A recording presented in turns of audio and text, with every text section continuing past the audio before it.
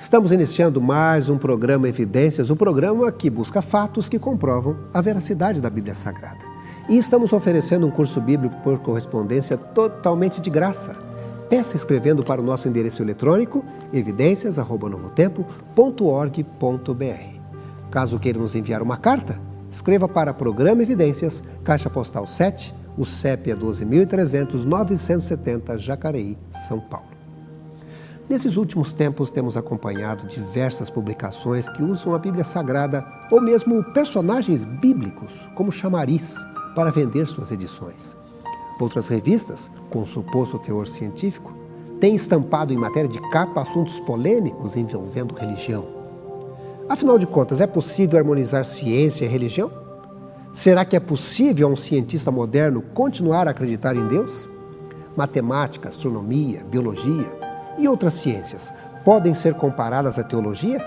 Essas e outras respostas serão dadas pelo Dr. Rodrigo Silva, doutor em Novo Testamento pela Pontifícia Faculdade Nossa Senhora de Assunção, São Paulo, e especialista em arqueologia pela Universidade Hebraica de Jerusalém e curador adjunto do Museu de Arqueologia Bíblica Paulo Borck, localizado no Centro Universitário Adventista de São Paulo, o NASP Campus 2, localizado em Engenheiro Coelho, São Paulo.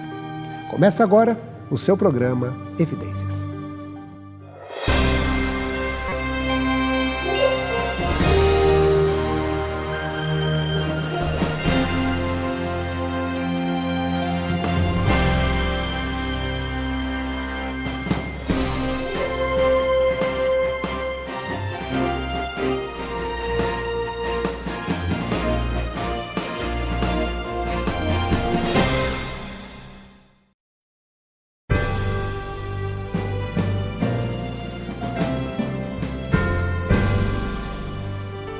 A ciência é realmente fantástica, mas por que hoje alguns cientistas negam a Deus e desprezam o discurso religioso como um saber racional? No programa de hoje, vamos conhecer um pouco sobre a história da ciência moderna e procurar entender um pouco sobre esta rejeição de alguns acadêmicos ao saber teológico. Afinal, será que podemos harmonizar ciência e religião?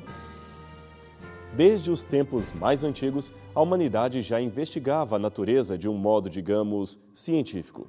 Os chineses, japoneses, egípcios, todos eles e babilônios também, já haviam desenvolvido tremendamente a matemática, a astronomia e os cálculos probabilísticos. Basta ver a precisão arquitetônica de seus monumentos, como as pirâmides, ou a proximidade espantosa de seus cálculos sobre o tamanho e o peso da Terra. Não obstante, aquela que hoje chamamos de ciência moderna é geralmente relacionada ao período renascentista do fim do século XIV e meados do século XV.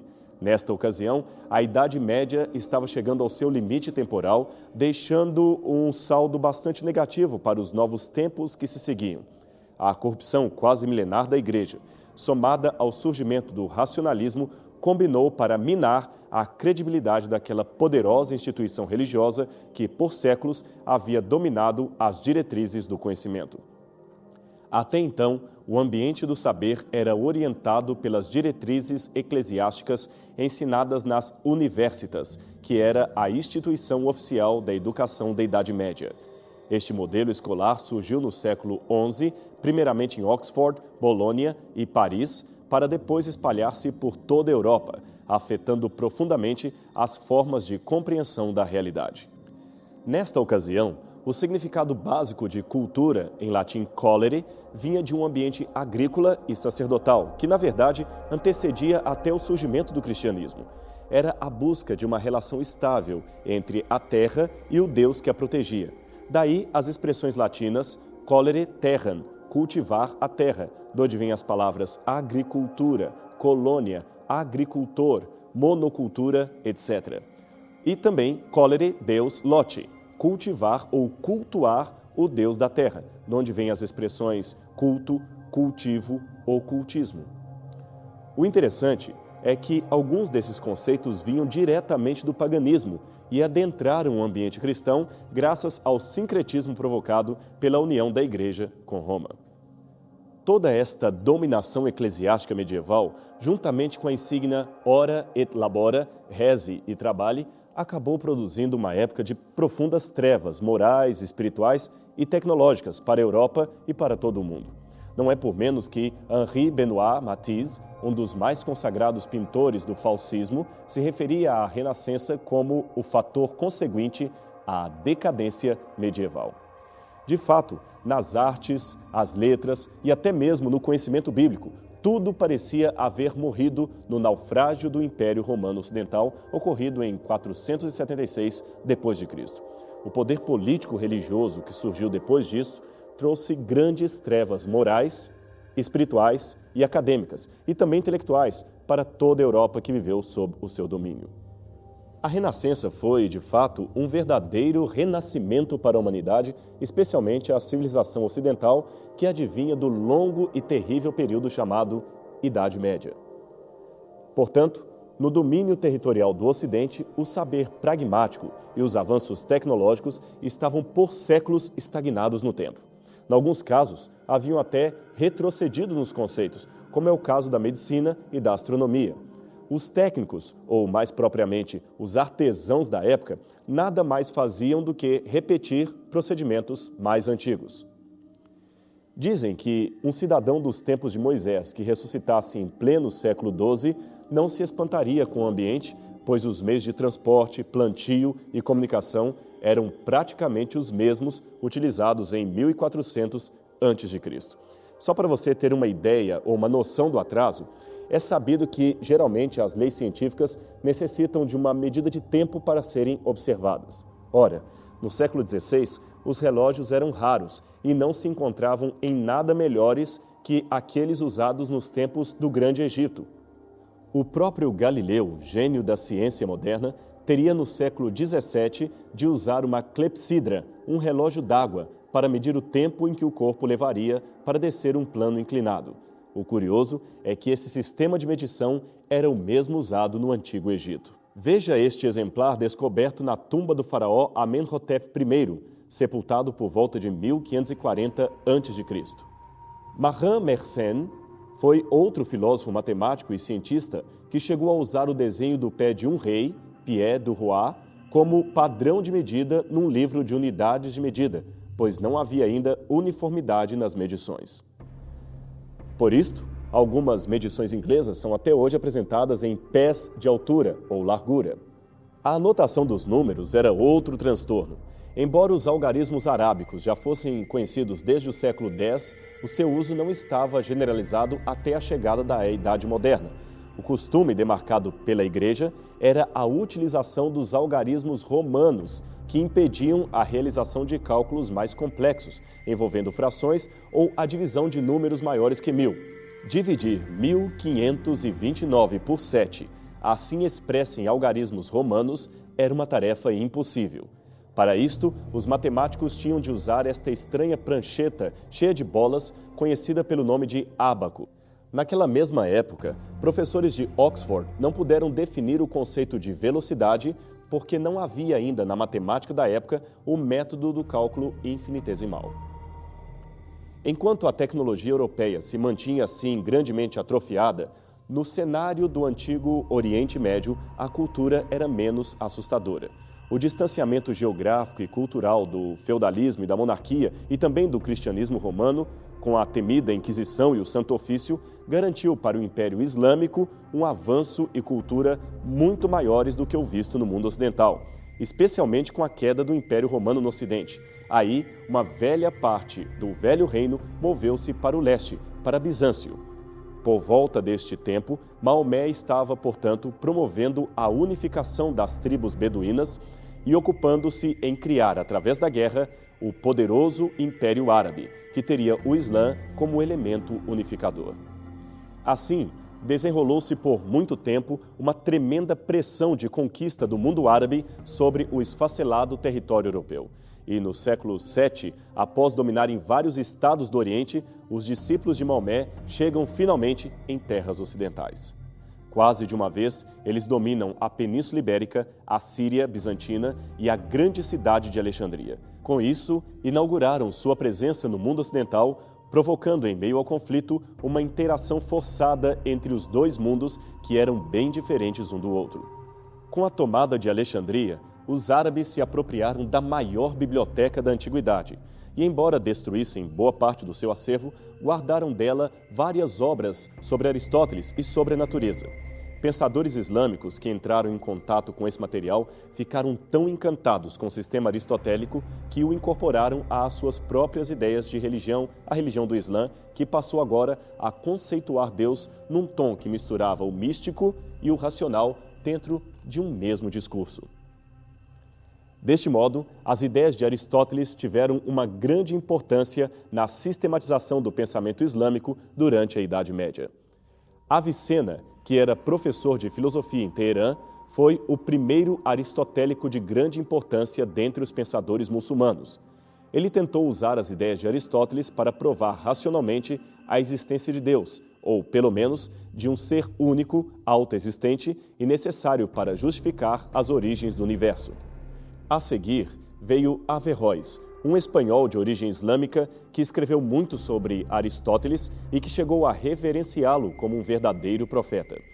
Esse pensador também se utilizou da filosofia aristotélica para arquitetar uma prova racional da existência de Deus, mas acabou inclinando-se para o materialismo e para uma espécie de panteísmo, cujas concepções foram posteriormente condenadas tanto por teólogos cristãos quanto por outros pensamentos ou pensadores islâmicos mais conservadores.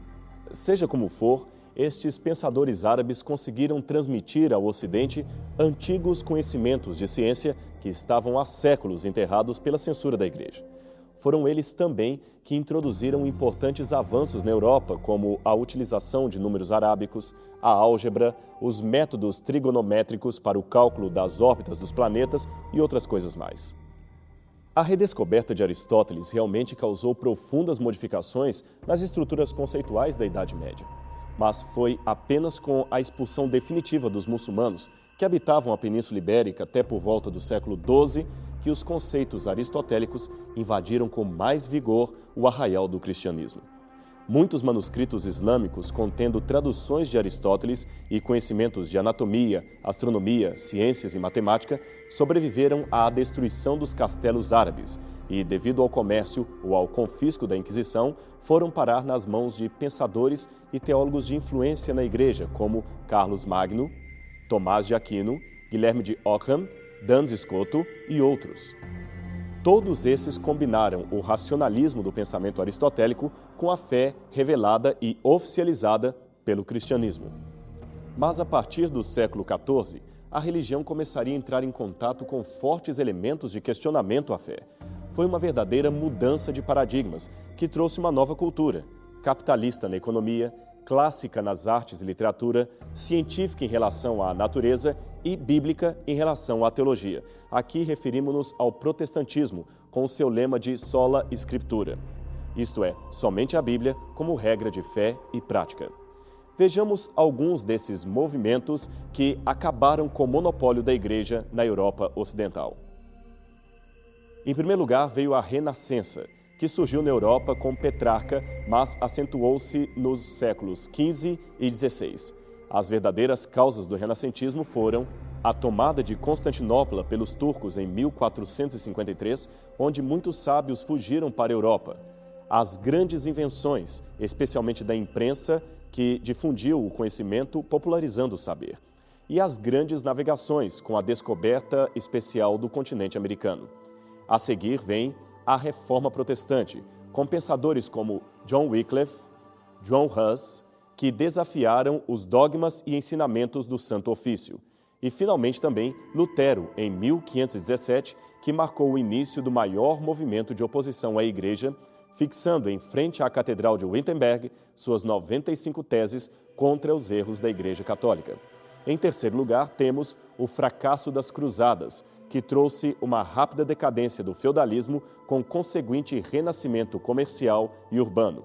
Os burgueses passaram então a ter o poder e a ameaçar até mesmo o sistema monárquico que vivia da Igreja e dos feudos.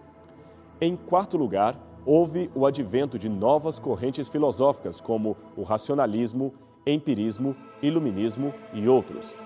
E, finalmente, em quinto e último lugar, a descoberta da célula, em 1670, que levou os homens a migrarem de uma visão metafísica, onde se trabalha com a ideia de leis universais, para uma visão dialética, onde o individualismo é colocado acima de qualquer coisa. Os novos rumos da cultura eram inevitáveis e a Igreja se apercebia disto. Aliás, já em 1179, no Terceiro Concílio de Latrão, a Igreja Católica havia reconhecido que as escolas clericais, universitas, não seriam suficientes e, em abrir mão do controle, acabou permitindo a licença docente a todos os que fossem considerados aptos para o magistério eclesiástico. Deste modo, surgiram as escolas privadas, embora sob o monopólio da Igreja. Foram estas escolas privadas, aliás, que após fixarem e unificarem-se no século XVIII, deram origem às universidades, que depois da Revolução Francesa serão um dos mais fortes movimentos de oposição às hierarquias religiosas. Ideias centrais do iluminismo, que então se sistematizou nas escolas, questionando o monopólio político e intelectual da Igreja, avançaram por toda a Europa. Estas ideias eram as seguintes. Número 1, o homem não é um ser depravado, nem um depravado inato. Número 2, o objetivo da vida é a própria vida, não a vida depois da morte. Número 3, a condição essencial para a boa vida na Terra é a libertação da mente dos homens e da ignorância, e também da superstição. Número 4, se for libertado da ignorância e da superstição e dos poderes arbitrários do Estado e da Igreja, o homem será capaz de progresso e perfeição. Número 5, tudo está interligado, fazendo parte do grande sistema de uma providência benevolente. Resta agora saber se esta providência benevolente poderia ou não ser a ideia que ainda tinham de um Deus Criador que originou e sustenta todas as suas criaturas. Com esse conceito, com esse contexto em mente, surge uma figura de destaque nesse cenário filosófico e acadêmico do período. Trata-se de Francis Bacon, um lord e chanceler da Inglaterra, que é comumente referido como o pai do método científico. Em seu tempo, a filosofia parecia um pouco estagnada no método do escolasticismo. Havia, na verdade, uma estagnação do saber como todo, que se prendia ainda aos moldes das universitas. Bacon, então, propôs que a filosofia deveria deixar de ser especulativa e se tornar uma interpretação fiel da natureza. Ele dizia que se um homem parte de certezas, acabaria tendo dúvidas mais cedo ou mais tarde. Porém, se partir das dúvidas ou dos problemas científicos, acabaria chegando à certeza. Por isto, realçou a importância da experiência e foi um dos criadores do método experiencial, ou aquele método indutivo, que partia do singular para chegar a verdades universais. A base desse método é a observação e a experiência. Para a indução, dados singulares, devidamente conjugados, correlacionados e enumerados, podem estabelecer verdades universais. Por isto, o método indutivo parte do singular para o universal. É, enfim, o método científico. Por exemplo, se você toma uma porção d'água e percebe que ela ferve a 100 graus centígrados e outra também a 100 graus e depois outra e mais outra, depois de várias repetições particulares deste procedimento, com o mesmo resultado, você acaba chegando à conclusão, agora científica, de que a água, elevada a 100 graus centígrados de temperatura, chega ao estado de fervura. Olhando assim, grosso modo, isto pode parecer um pensamento simplório, mas é exatamente este o método usado por vários ramos científicos, como a medicina, por exemplo, que testa primeiramente as fórmulas laboratoriais antes de vendê-las como medicamento contra determinado vírus ou bactéria. O avanço da ciência foi algo muito bom para a humanidade. Nos séculos XVIII e XIX, muitos estudiosos da Bíblia chegaram a compreendê-la como o cumprimento das palavras proféticas de Daniel, que diz, no tempo do fim, a ciência se multiplicará. Daniel 12, verso 4. O texto, na verdade, está falando do aumento alusivo ao conhecimento do próprio livro de Daniel. Contudo, não é impossível ver aqui uma aplicação secundária do prognóstico. Assim, a entrada na mentalidade científica dos séculos XVI e XVII trouxe uma rápida mudança na paisagem social europeia. Com o fim do feudalismo, intensificou-se o desenvolvimento capitalista e a revolução comercial, que até então era rudemente ligada à circulação de mercadorias, acabou também se intensificando. Em 1590, Galileu Galilei inaugurou o experimentalismo com sua experiência de julgar do alto da Torre de Pisa 2 tijolos, um inteiro e outro pela metade, mostrando que, ao contrário do senso comum, ambos caíam à mesma velocidade. Lenda ou realidade, este é o símbolo do nascimento oficial do experimentalismo científico. Em 1687, Sir Isaac Newton desenvolveu a teoria gravitacional e a publicou no seu clássico livro De Principia, sugerindo uma ideia mecanicista do cosmos. Como teólogo que era, Newton ainda via Deus como a causa primeira deste motor. Então, a partir da metade do século XVIII, como fruto de todo esse processo, iniciou-se na Inglaterra a mecanização industrial, desviando a atividade comercial para o setor da produção em escala. A esta nova condição deu-se o nome de Revolução Industrial. Em pouco tempo, a ruptura com os antigos sistemas dominados pela religião já se fizera notória. No dizer de Rubem Alves, houve um tempo em que os descrentes eram raros. Tão raros que eles mesmos se espantavam com sua descrença e a escondiam como se ela fosse uma peste contagiosa. Mas alguma coisa ocorreu. Quebrou-se o encanto. O céu, morada de Deus e seus santos, ficou de repente vazio. Virgens não mais apareceram em grutas. Milagres se tornaram cada vez mais raros e passaram a ocorrer sempre em lugares distantes, com pessoas desconhecidas. A ciência e a tecnologia avançaram triunfalmente, construindo um mundo em que Deus não era necessário como hipótese de trabalho. Na verdade, uma das marcas do saber científico é o seu rigoroso ateísmo metodológico. Um biólogo não invoca maus espíritos para explicar epidemias, nem um economista os poderes do inferno para dar contas da inflação. Da mesma forma como a astronomia moderna, distante de Kepler, não busca ouvir harmonias musicais divinas nas regularidades matemáticas dos astros. Assim, paulatinamente, o ensino técnico e mecanicista começou a ganhar novo impulso, desafiando as antigas tradições filosóficas e os dogmas religiosos. A ciência moderna surge de modo imperialista e, sobretudo, antidogmática e antirreligiosa. Sua base, como dissemos, era o experimentalismo, por meio do qual se pretende dar todas as explicações de que o universo é feito e do que nos cerca. A partir do século XIX, portanto, houve um reforço ao naturalismo quase em rechaço às concepções espirituais. O homem foi entendido como um fruto da natureza, de modo que deve estudar e ser estudado com métodos naturais e nunca religiosos. Para enfrentar as universitas, aquelas antigas instituições educacionais da Idade Média, entram em cena as universidades, que existem até hoje, e elas eram compostas por um espírito completamente contrário aos dogmas que por séculos foram impostos pela religião. O grande problema com este novo cenário é que começou a haver uma forte negação de Deus, seguida de um verdadeiro endeusamento da ciência. Como diz o professor Regis de Moraes, autor do livro Filosofia da Ciência e Tecnologia, Augusto Comte afirmava que a ciência desmistificara a religião e reduzira a filosofia a um simples jogo de ideias sem resultados positivos. Mal sentia, no entanto, o pensador francês que, embora a ciência houvesse de certa forma desmistificado a religião, a humanidade passava a curvar ante a nova deusa, a própria ciência.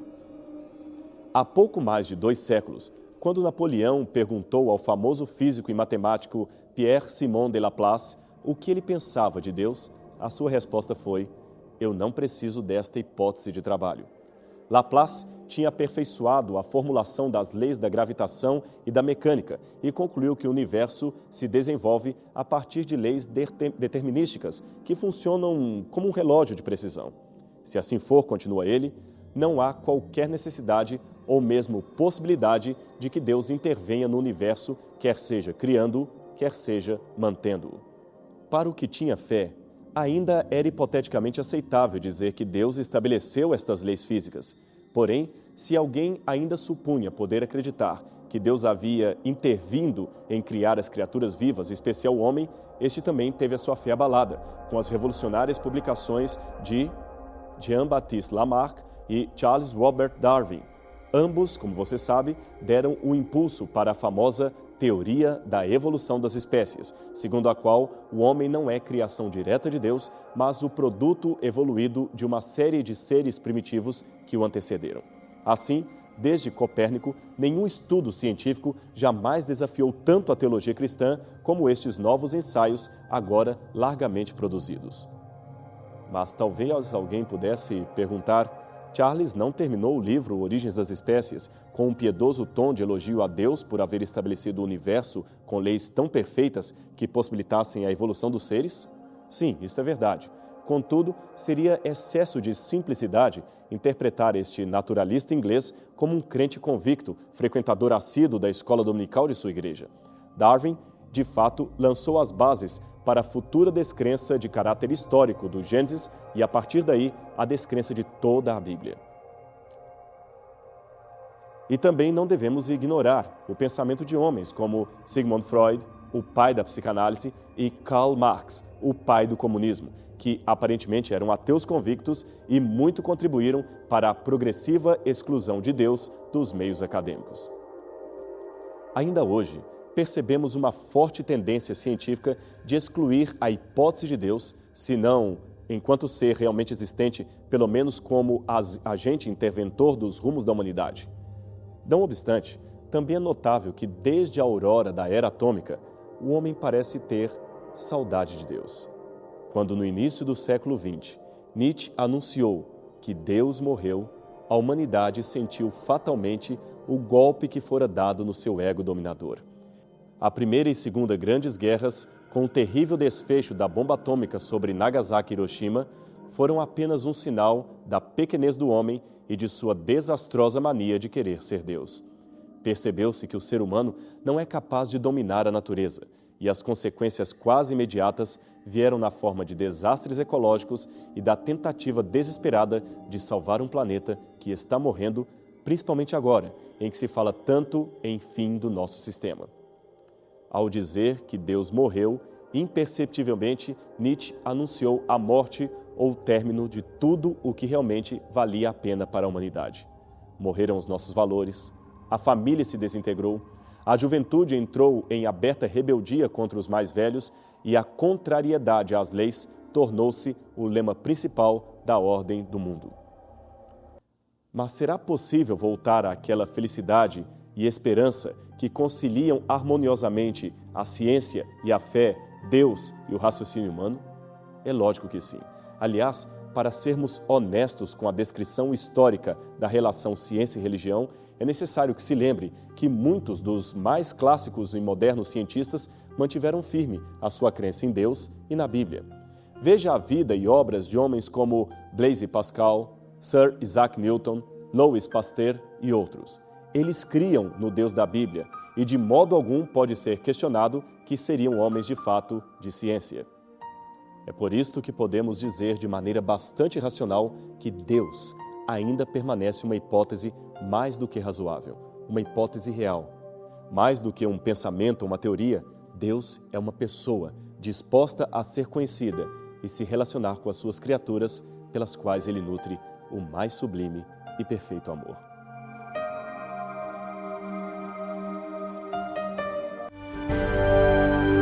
Este programa tem o apoio cultural do NASP, Centro Universitário Adventista de São Paulo, em parceria com a TV Novo Tempo.